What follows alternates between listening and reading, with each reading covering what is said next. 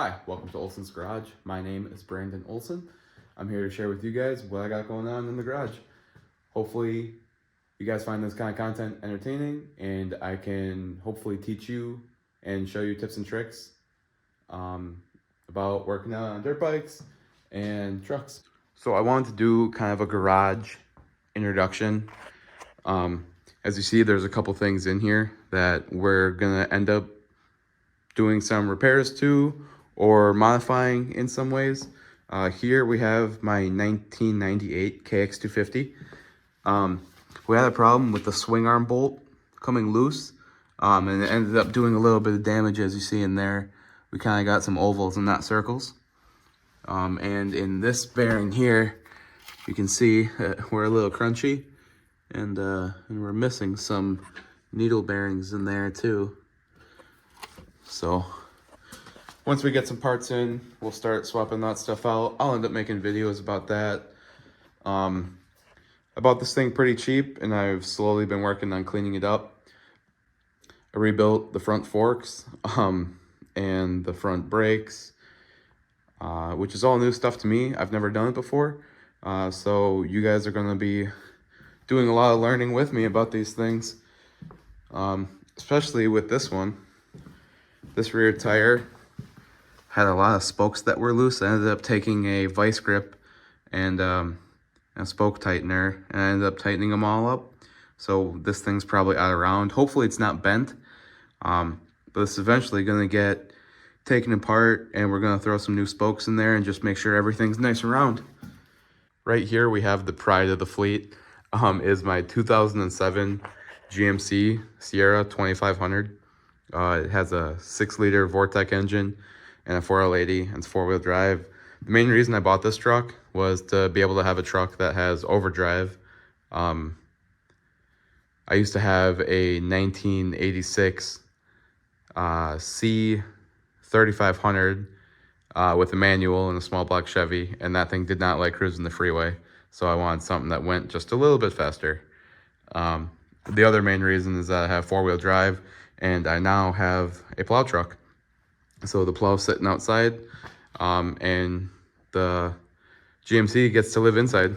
So this is my 2001 Honda CBR 929 RR Fireblade. All the guys know the Fireblade memes about the CBRs having the longest name in the world. But I traded it for a 1994 XR650L. This is her kind of cleaned up a little bit. This thing was a lot worse when I got it. It was missing this rear fairing. It had the ugliest red front windshield that was cracked right along here. It only had one mirror, which was off of some other bike. It was pretty nasty. It had a bald front tire and no front fairing, or fender, excuse me. So we've been slowly working on improving this one. It's gonna be getting a rear tire, and that is gonna be in a later video. Here we have our 1982 Honda Magna V45. I picked this up for pretty cheap. I pretty much just wanted something that Autumn and I could take little cruises on and stuff. And to my surprise, it actually ended up being extremely fast. It's a lot of fun to drive. It's got a nice relaxed seating position. It's not as comfortable as you'd expect, but it's a good bike. This thing is going to be getting some new rubber here this winter at some point. And then hopefully we can find a replacement side panel for this, because it flew off on the ride home. So that kind of sucked, but we'll be making videos with this as well. So unfortunately, some of my cooler projects aren't here. One is at work right now, and the other one is at my parents' place. So the first one I want to talk about is my 1995 with 1994 plastics on it. Yamaha Banshee.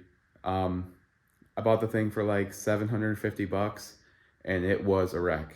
I had to put a pressure plate on it. The whole clutch assembly was all eaten apart from, I want to say it was like 4 of the 6 bolts that broke and ended up prying the pressure plate sideways. And then basically the aluminum just ate itself, so that filled the entire transmission. I put a cheap rebuild kit on it.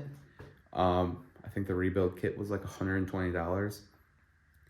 And at the most crucial moment, it blew up after driving 8 hours away to our cottage. I got registered and then immediately blew up the same day. That was terrible. But we came back home, ripped it all apart.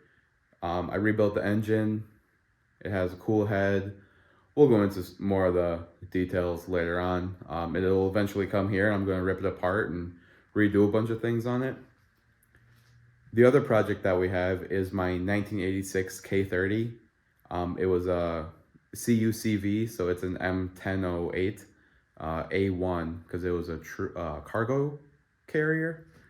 It was a cool truck, and this is what I have most of my money and time into.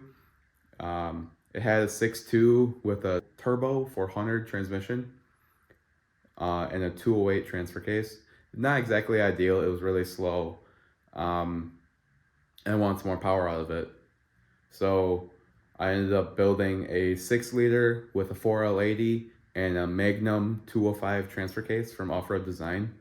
And the transfer case is awesome. It is built like crazy. And so is the 4L80. Unfortunately, when I put the 6-liter together, I don't think I torqued something properly, or I didn't pre-lube it properly. But at around 500 miles, I had a rod knock, which luckily I saved it at like the perfect time, and I was able to reuse the heads and the block. It didn't decide to throw the rod through the side. Positive crankcase ventilation, if you will. But I came back, I built a 408 stroker for the truck. So currently it's sitting with like 10.5-to-1 compression. It has LS3 heads on it. It has an L92 intake, a 90mm throttle body. It has 36-pound injectors. And we're also going to be doing videos on tuning that truck, driving it around, and doing some other work on that thing as well. So if any of this stuff interests you, please click like and subscribe, and follow me on Instagram, and hopefully we can learn stuff together. Thanks. Bye.